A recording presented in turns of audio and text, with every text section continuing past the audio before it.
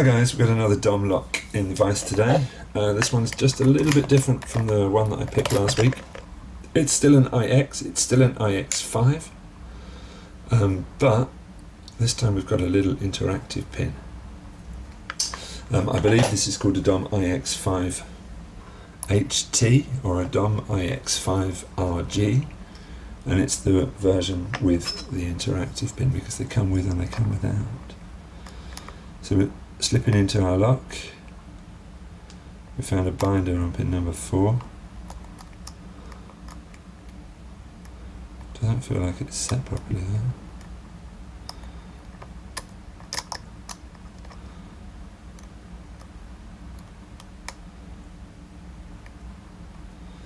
See if we can get it now. Come on. What you playing at pin number 4?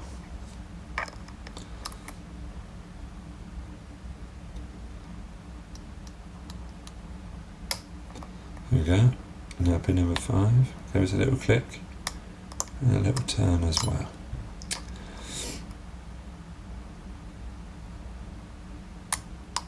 Pin number 1.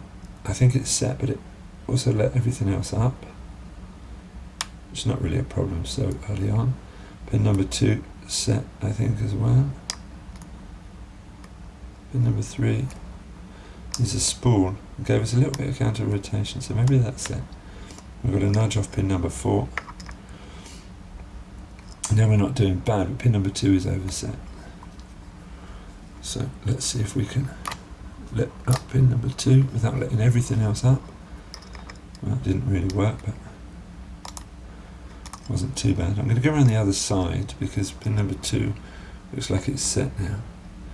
So we've got a little nudge, which is what we were looking for from pin number 4.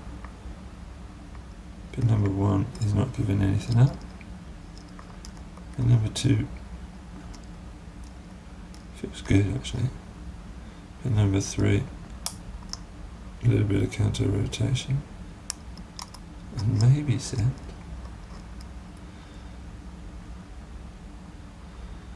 Pin number 4, nothing. Pin number 5 feels good. So go on, maybe we should try and get on the interactive pin. Oh, we've got a click and a little tiny movement on the core. That's very good news. Let's have a look at pin number 1, which I know is very deep set. And there we go, our lock is open. Very nice. I must admit, that's the fastest I've picked it, which is good news.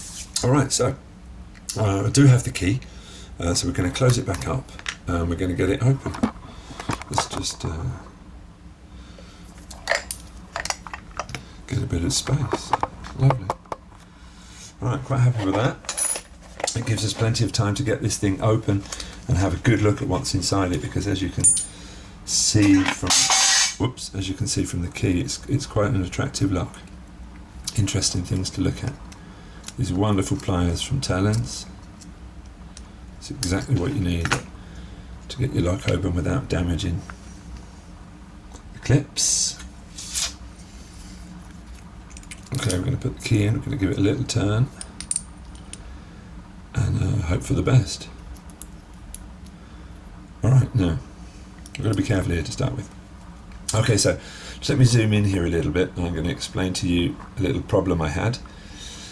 There should be a passive pin in this hole here, but I lost it yesterday when I picked it for the first time. Now what we're looking at here, this is the interactive pin.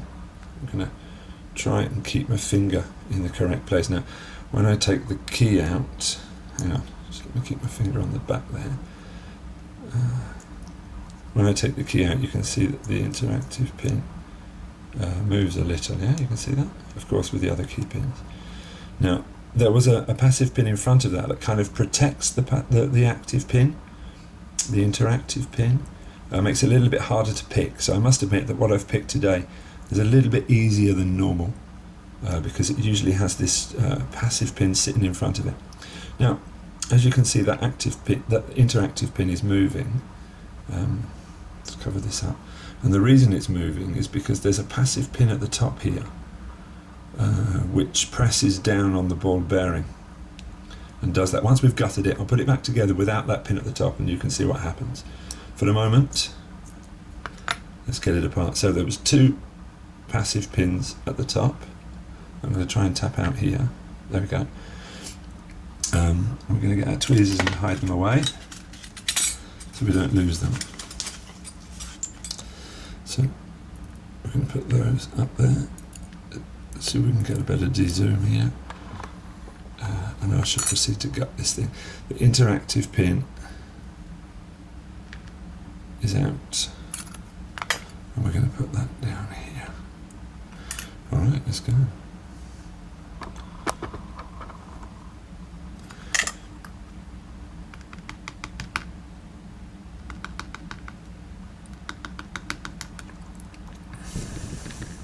There was a wafer that fell out, so I'm going to put it up there. I do need that wafer because otherwise the key doesn't work. Alright, so here we can see nicely there's passive pins at the top, and it's these 2 slots here, well this slot here actually, that the pin actually has an effect on the ball bearing and then has an effect on the interactive pin which is sitting in this hole here. Of course there we got our key pins. Let's come down to the business end of things. Pin number 1.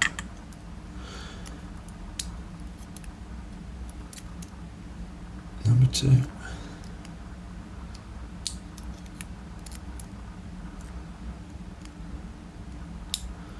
Right, let's do this slowly. That's pin number 4.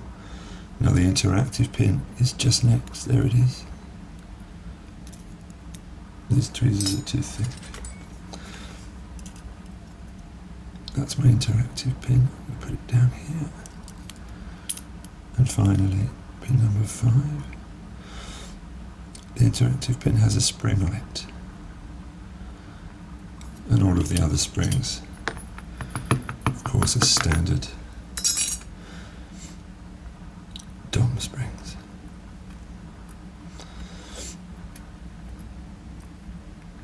Okay, let's get in a little bit more detail. We can see what's going on with those pins. Still none of those funky wafer drivers that I've been looking for. We can see key pin number 1 is standard, key pin number 2 is a beautiful torpedo.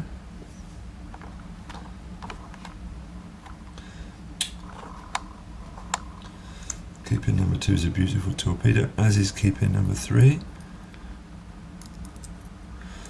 Number 4 is standard, and number 5 is standard too. Now for the drivers, we've got one of those excellent train wheel dumbbell T-pin spools. And here we've got, I called these barrels last week, and someone else corrected me by saying they're T-pins. They're kind of barrels or T-pins. Pin number 2. Pin number 3 is just a standard spool. 4 is another T-pin barrel. And 5 again is another T-pin or barrel. So there's lots of little nudges going on. Hang on, focus. Lots of little nudges going on right when I was picking it, and that's what makes it a bit tricky. Now our interactive pin has a spring. Hang on, let's see if we can get something black. No, we can't. Let's just zoom in.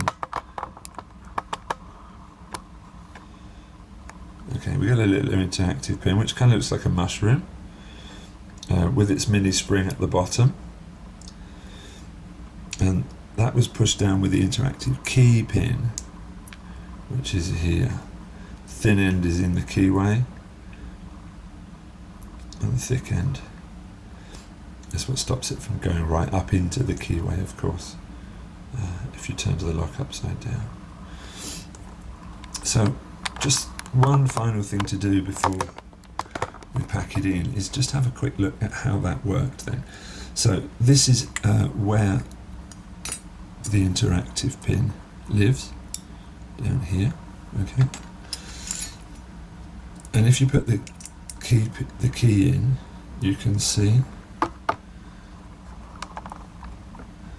that it has no effect on the interactive pin. Well, a little tiny effect on the interactive pin. However, if you take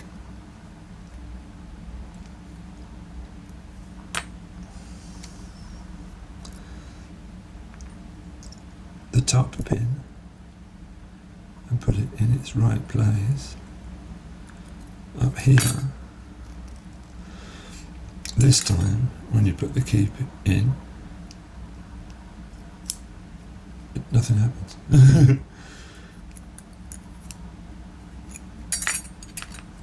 Maybe I put the wrong one in.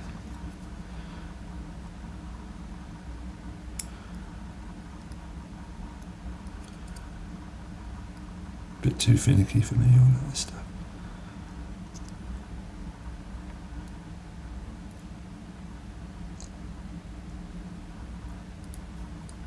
Let's try it again.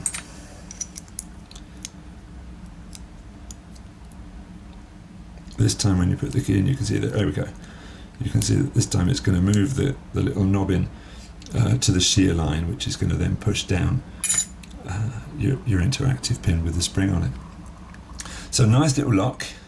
Looking down the barrel, we can just see there the little hole for the interactive pin next to the driver holes. Excellent little lock. That was sent to me by JWRM22 from UKLS. Many thanks.